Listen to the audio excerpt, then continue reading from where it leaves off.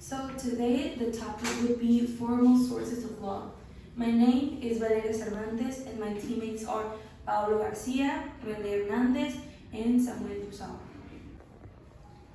Alright, so now I'm going to talk about what we will discuss as well as what our presentation will consist of. In the previous slide was our cover, where we all got introduced, and the current slide is the table of content, which I'm going to talk about what we're going to talk about throughout the whole presentation.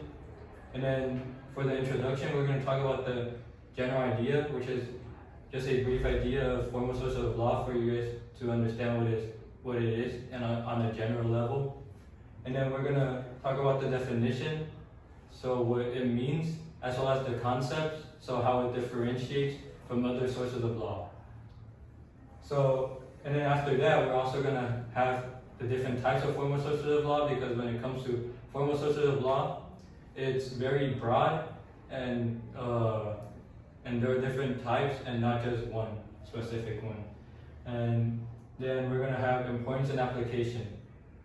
For importance and application, we're going to talk about how it is relevant in the real world and how it applies to real world applications or situations. And then for conclusion, we're going to close out our slides and just conclude. So for introduction, I have a question for you. What is it that gives the laws the power that they hold? And the answer to that question would be formal sources of law. Without formal sources of law, we would not have any laws that hold power at all, meaning we would not have laws at all. For definition, so for the definition of sources of law, it is the authorities or ways that laws are recognized and given their power. Like I said in the last slide, without formal sources of law, laws would have no power, which is equivalent to having no laws at all. And this is bad because crime rates would not only increase, but also the government would have unlimited power, which could violate citizen rights.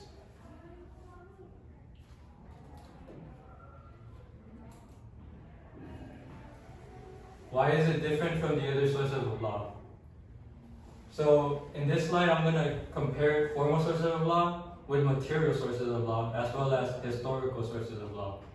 So for formal sources of law, like I said, relates to how the laws are given their power.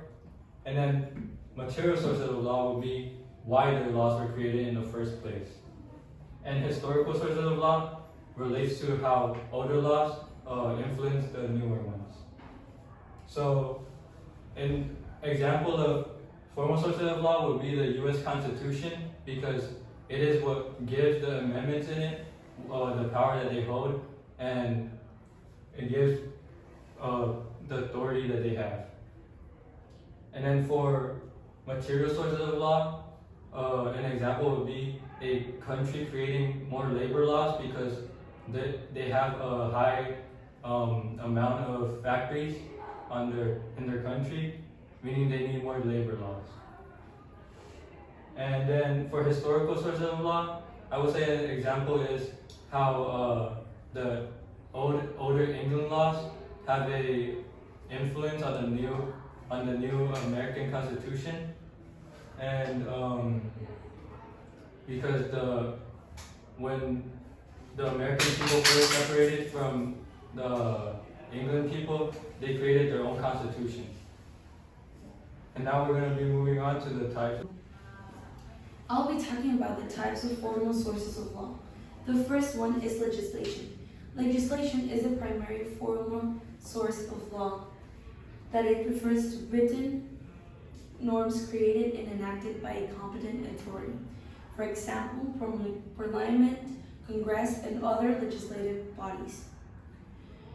What are the characteristics of legislation? Legislation is written, systematic, and public. It also has a general and binding force that it's created following a specific procedure, for example, proposal, debate, approval, and promulgation. In a general idea, legislation is the main written rules from the state. Why is legislation important? Legislation provides a legal certainty and predictability because it's the most authoritative and recognized source in civil law systems. It also serves as a foundation for other sources like jurisprudence and doctrine. Some examples of legislation could be Mexico, that it's Constitución Política de los Estados Unidos Mexicanos, the Supreme Law. In US would be the federal statutes passed by Congress, for example, Civil Rights Act. And international would be treaties ratified by states, for example, the UN Charter. The second type of formal sources of law would be custom. Customs is a repeated social practice accepted by a community as legally binding, even if it is not written down. There's three types of customs in law. The first one is secundum legem. Secundum legem is customs that supplements the law. The second type would be praeter legem, that it's customs that fill the legal gap when there's no law that exists. And the third one would be contra legem. Contra legems are customs contrary to the law, even if they're not usually valid, but it can be unless tolerated by legal systems. In general, customs are unwritten practices accepted as binding. What are requirements for customs to be legally valid? There's two types. The first one is material element, that it has to be constant and practiced over time. And the second one would be physiological element, opinion juris, that is the belief that the practice is legally obligatory. Some examples of customs is indigenous customary law recognized in many Latin American constitutions, for example, Mexico and Bolivia. Another example could be the international law, that it could be the rule of diplomatic immunity, which began as a custom before codification. What is the importance of custom? Customs provide flexibility and adaptation to social changes. It also recognizes community traditions and cultural identity, and acts as a gap filler when there's no legislation applied.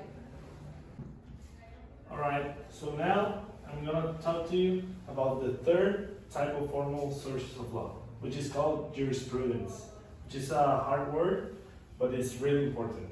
I'm going to tell you the definition right now. Jurisprudence are the judicial decisions that establish necessary legal principles for future cases.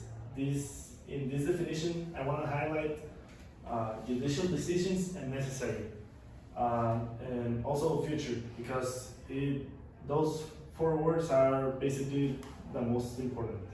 Now, I'm going to tell you the importance of jurisprudence. It provides or gives legal certainty by ensuring that similar cases are resolved in the same way. This joins the part of future cases. Also, it acts as a complement to legislation, like a little backup, especially when laws are outdated or are old or ambiguous. Now, let me give you a little example. In 2015, the Mexican Supreme Court issued jurisprudence 43/2015, which declared that laws that limited homosexual marriage were unconstitutional. What does this mean? Well, it means that homosexual or same-sex marriages are legal in the whole country, and they cannot be prohibited or something like that. Now, let me tell you about the fourth one, which is called doctrine. And the definition of doctrine, they are legal opinions, analysis, or interpretations by scholars and experts, not just somebody that says something. They need to be like legal scholars or experts, and these people guide the understanding of the law but they are not truly necessary, like 100% necessary. The importance of doctrine, it helps interpret and systematize the law. What does this mean? Well, it's like another definition or something extra about a law or the law that is said by someone that knows about the topic.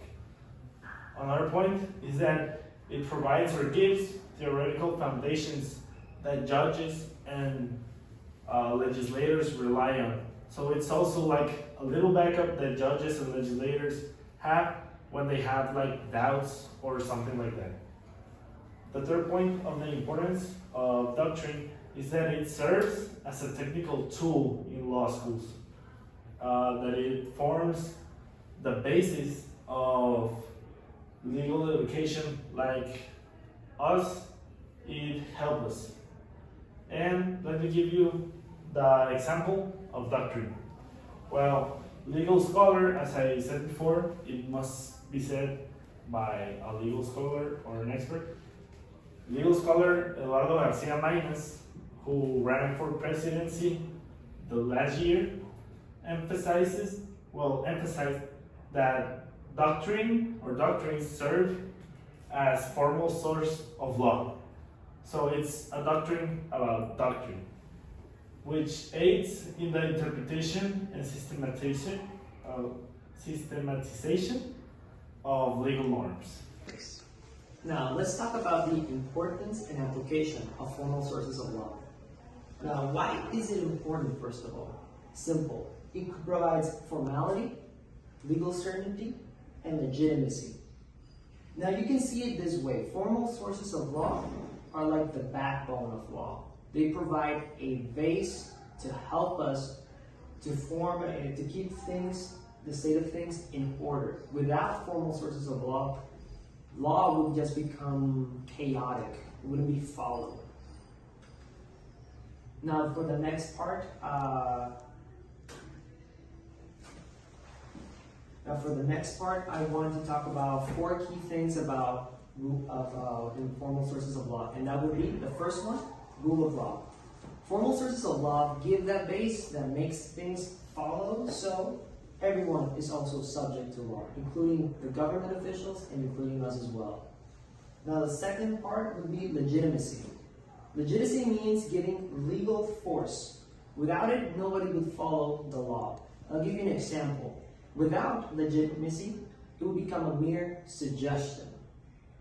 People could break the laws easily without getting any consequences. Giving legitimacy gives legal force, and that means that breaking the laws could also have consequences. If you break some rules, if you rob a convenience store, you get a punishment. Now, the third part, conflict resolution. Now, you can imagine conflict resolution, formal sources of law are used to resolve disputes fairly. They can be used in prosecutions, formal sources of law to resolve a conflict by negotiating, to see if there is a way to process these things fairly and also adequately.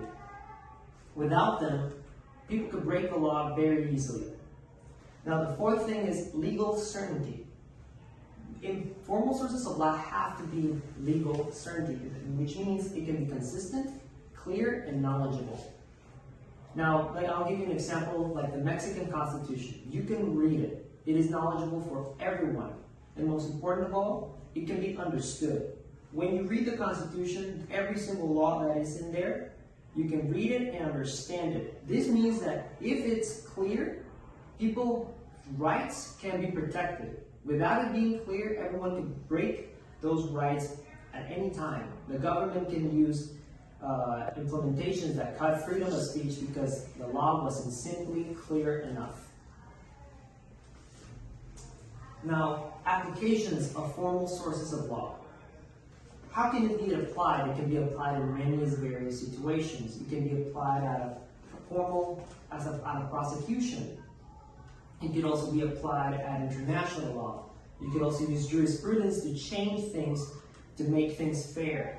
Also, you can change customs. This is a way to apply formal sources of law. Now I'm going to give two examples of formal sources of law.